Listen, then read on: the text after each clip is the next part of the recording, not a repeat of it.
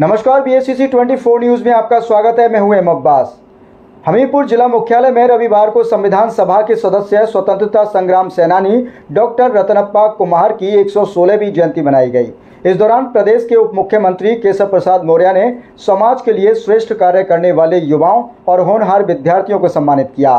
कुंभकार महासंघ के तत्वाधान में आयोजित अखिल भारतीय प्रजापति सम्मेलन में रविवार को आए उप मुख्यमंत्री केशव प्रसाद मौर्य ने कहा कि भाजपा सरकार ऐसे महापुरुषों और देश की आज़ादी के लिए बलिदान देने वाले शहीदों को सम्मानित कर उनके इतिहास से नई पीढ़ी को अवगत करा रही है, जो अब तक गुमनाम थे।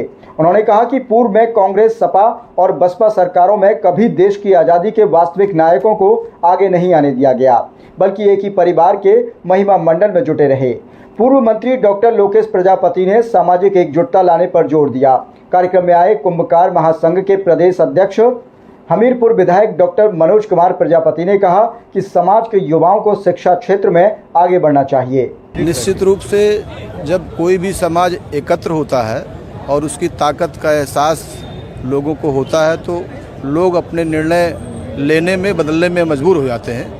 आज चित्रकूट में समाज ने एकता का प्रदर्शन किया है और रतनप्पा कुम्हार जी की जयंती को यहाँ मना करके संवैधानिक रूप से एक प्रतीकात्मक संदेश दिया है कि हम लोग जब तक अपने संवैधानिक अधिकारों को प्राप्त करके समाज में बराबरी का दर्जा नहीं प्राप्त कर लेंगे तो इस तरीके के कार्यक्रमों का आयोजन करते हुए लोकतांत्रिक प्रक्रियाओं को अपनाते हुए अपनी भागीदारी को सुनिश्चित कराने का काम करेंगे। जिस तरह से अम्बेडकर जी का नाम इतना लाइमलाइट में रहा, लेकिन इनका नहीं रहा तो अम्बेडकर जी प्रमुख भूमिका में थे और अम्बेडकर जी के टीम के ये सदस्य थे।